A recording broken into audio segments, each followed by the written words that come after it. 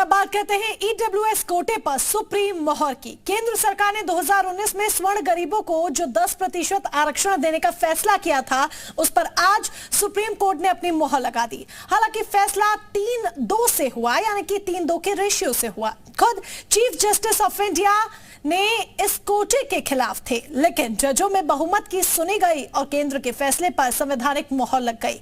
Supreme court की संवैधानिक bench ने इस ईडब्ल्यूएस आरक्षण को चुनौती देने वाली सारी याचिकाएं खारिज कर दी, लेकिन फैसले से पहले राजनीति और फैसले के बाद भी राजनीति हो रही है।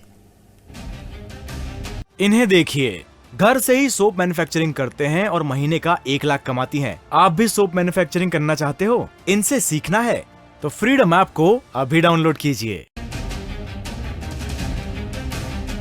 अपने कार्यकाल के आखिरी दिन चीफ जस्टिस यूयू ललित संवैधानिक पीठ के साथ ही 4 जजों के साथ ईडब्ल्यूएस आरक्षण की वैधता पर फैसला सुनाने बैठे तो पूरे देश की निगाहें सुप्रीम कोर्ट की कार्यवाही पर टिक गई। ईडब्ल्यूएस यानी सवर्ण गरीबों के आरक्षण को चुनौती देने वाली याचिकाओं पर संवैधानिक पीठ के फैसले का लाइव प्रसारण शुरू हुआ और बारी बारी से 5 जजों ने फैसला सुनाना शुरू किया।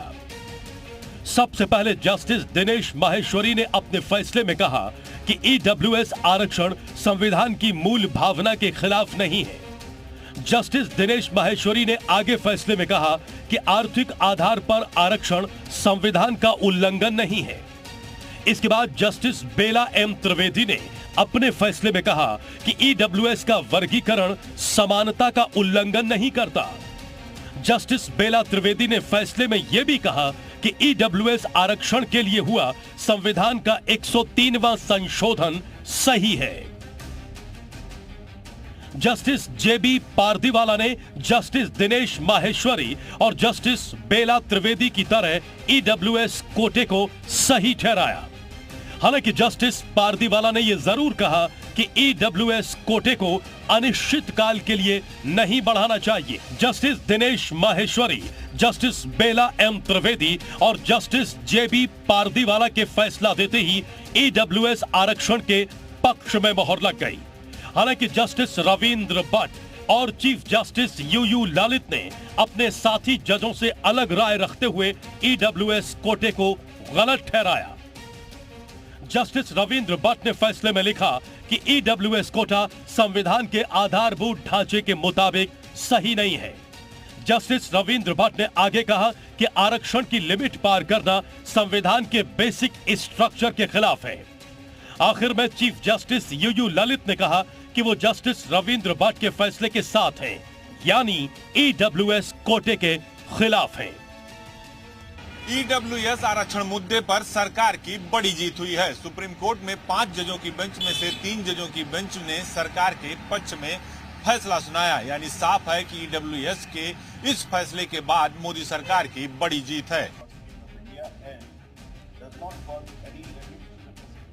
ईडब्ल्यूएस कोटे के समर्थन में 3 जज थे, जबकि 2 इसके खिलाफ थे और इस तरह से 3-2 के बहुमत से सुप्रीम कोर्ट में सवर्ण गरीबों के आरक्षण पर मोहर लग गई। साथ ही ईडब्ल्यूएस के खिलाफ दायर 40 से ज्यादा याचिकाओं को खारिज कर दिया गया। जो 10% रिजर्वेशन के खिलाफ बहुत सारी याचिकाएं आई थी सुप्रीम कोर्ट में और अलग अलग देश के हाई कोर्ट में पड़ी थी, उन सबको खारिज कर दिया है। माननीय सुप्रीम कोर्ट का कहना है कि ये जो ईडब्ल्यूएस कैटेगरी है, ये कहीं से भी जो कास्ट बेस्ड रिजर्वेशन है उसको कॉन्फ्लिक्ट नहीं करता, ये किसी भी कॉन्स्टिट्यूशन का वायलेशन नहीं करता, आर्टिकल 14 का वायलेशन नहीं करता। इसलिए जो गरीब, आर्थिक रूप से जो गरीब हैं, उनको ये 10% का जो रिजर्वेशन है, ये प्रावधान यथावत रहेगा, ये चलता रहेगा, इसमें कोई रोक नहीं आई है। बीजेपी ने कहा कि मोदी सरकार के ईडब्ल्यूएस आरक्षण वाले फैसले पर सुप्रीम कोर्ट ने मोहर लगा दी है, तो कांग्रेस के नेता उदित राज ने इस फैसले के लिए सुप्रीम कोर्ट को जातिवादी और सवर्ण मानसिकता वाला करार दिया है कि 30 वर्ष से सुप्रीम कोर्ट का एक लाइन रही हमेशा कि 50% से ज्यादा हो ही नहीं सकता। लक्ष्मण रेखा, आज वो लक्ष्मण रेखा पार कैसे हो गई? कॉन्स्टिट्यूशन में तो इकोनॉमिक आधार पर है भी नहीं, वो भी क्रॉस कर दिया है। तो ये सवर्ण मानसिकता है। उधर ईडब्ल्यूएस कोटे को बरकरार रखने की सुप्रीम कोर्ट के फैसले पर देश में जश्न भी मनना शुरू हो गया है। ब्यूरो रिपोर्ट, जी मीडिया। इन्हें देखिए, घर से ही सोप मैन्युफैक्चरिंग करते हैं और महीने का 1 लाख कमाती हैं। आप भी सोप मैन्युफैक्चरिंग करना चाहते हो? इनसे सीखना है तो फ्रीडम ऐप को अभी डाउनलोड कीजिए।